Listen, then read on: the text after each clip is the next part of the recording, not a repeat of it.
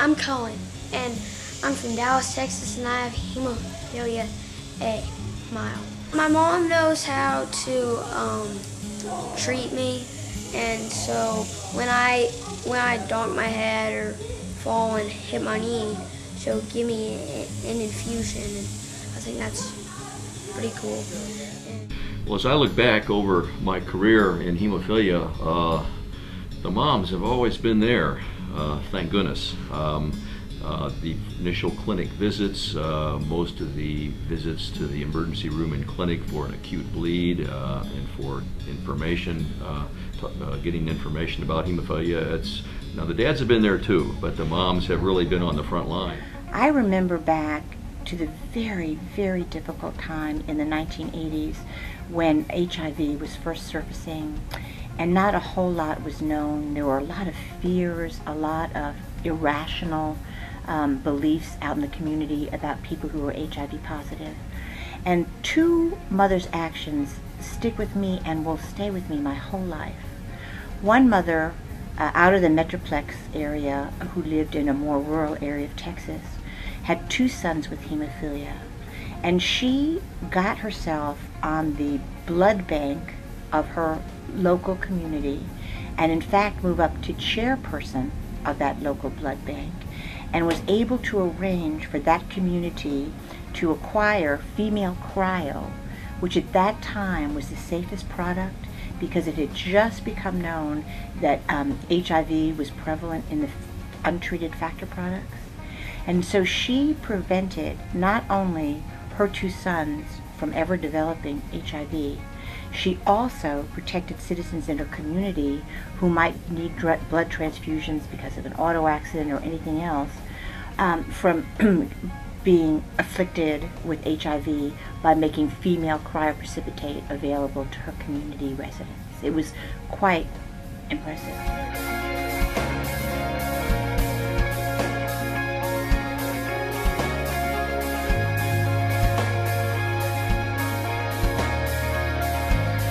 As I reflect over the years of the mothers of our patients with hemophilia, many have been spokespersons on the Texas Central chapter and in the National Hemophilia Foundation nationally, and have been out in the community and have fought discrimination and towards people with hemophilia, and it's been very impressive.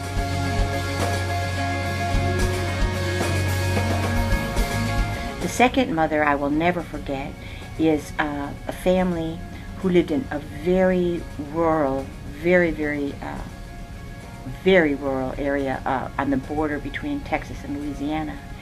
And her son's school refused to let him be in class with the other kids once it became known that he was HIV positive. And they arranged for him to have a special teacher. They put him in a special separate classroom. They set aside a teacher's bathroom because they did not want him to use the restroom with the other kids, and they set aside a separate water fountain. This mother was so hurt and so incensed by the ignorance, she tried to get the school board to allow our hemophilia doctor, nurse coordinator, and myself to give an educational session about HIV and try to quell the fears that were prevalent in that small community, and the school was not interested in getting education. And so that mother had the courage to sue the school board, not just for her own son's sake, but for any other children in the area who might also have HIV for other reasons than hemophilia, so that they could be integrated back into the school setting.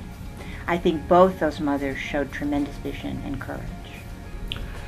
So one question also that's asked is, what can moms do to make a difference for their child and to make a difference for the community with reference to bleeding disorders? And I think the best way to answer that is the moms need to be advocates.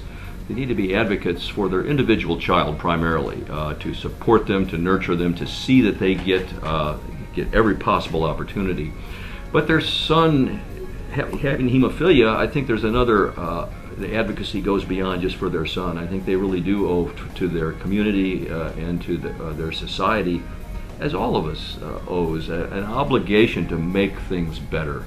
And so to educate the schools, their neighbors, people in the church, in the general community about hemophilia, to advocate for it, to help raise money for research and education, extremely important. And then, I mean, this is what the Texas Central Chapter and the National Hemophilia Foundation and World Federation of Hemophilia really are all about, offering platforms or opportunities for moms of boys with hemophilia to advocate and speak out.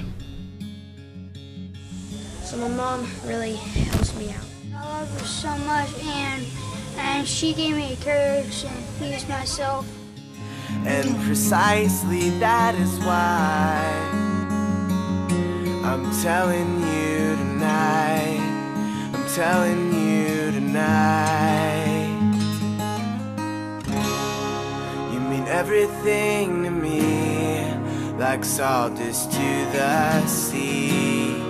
And I want you to know this. You mean everything to me, but our mom has helped us for a long time, and she still does our infusions. We do them too, and she's a big help, and we're all just kind of trying to do the best we can, and she makes our lives better. My mom is special because she makes my bed, cooks my food, and she says prayers, and also she's always there with me. She does a lot of support. I can vividly remember a mom, a wonderful lady, who had 2 boys, and she was very keen on learning. She kind of pushed me to get our act together and to be able to teach her how to infuse her 2 boys. The moms are there today just like they were 35 years ago. Parents were a big part of just having me deal with me having hemophilia, you know, whether it was giving me a shot or just help me cope with the pain from a bleed. She's always giving me love. She takes care of me when I have problems, like what to do, like when I'm scared at night, what to do, pray, and stuff like that. My mother is special because I know she tries to do everything she can to help me out, and I love her for that. You mean everything to me, like salt is to the sea. And I want you to know this. You mean everything to me, but I'll hold on lightly, 'cause I love you, I love you. You mean everything to me, like salt. Thank you for helping me.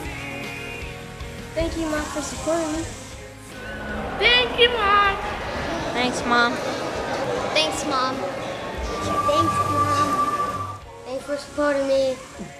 I have really been honored to see the strength and grace and courage that moms have shown during the years. My mom is special because I love her.